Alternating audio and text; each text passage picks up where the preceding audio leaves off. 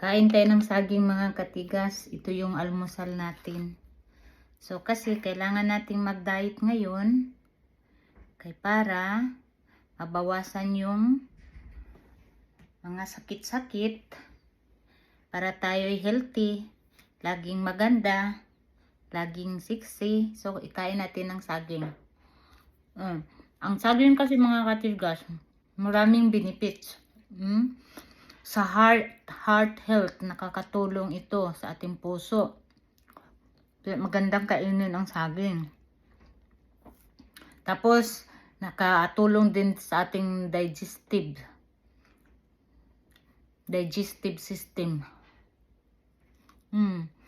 Tapos, nakatulong din sa pagbubos ng ating energy. Nagpapalakas pala ito ng energy mga katigas. Kaya pala, pag kumain ka ng kumain, very active ka. Tapos, nag-support ito sa ating mga muscles. Pinapatibay niya ang ating mga muscles. Kaya kung kumakain ka lagi araw-araw ng saging, lumalakas yung mga buto-buto mo. Yung muscles mo, hindi buto-buto. Tapos, ano pa? Nagpapaganda daw to ng mod. My God. Kaya pala gumanda yung aking mod. Ayan. Kumain ako ng saging. O, diba? Gumanda yung aking mod. O, diba?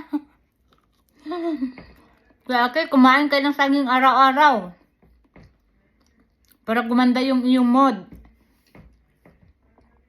Hindi kayo lagi nakakasimangot. Hindi kayo bugnutin.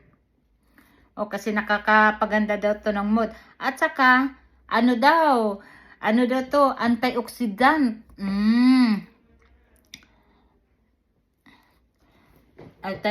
Antioxidant daw. Diba? So maganda naman talaga ang saging mga tigas kasi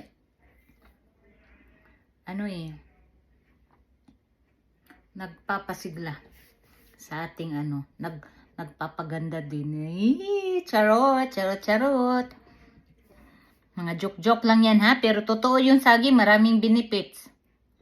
Baka naman kayo, ibang saging naman ang gusto nyong kakainin. Saging na totoong saging. Yung ibang makikinig dyan, iba ang kinakain na saging.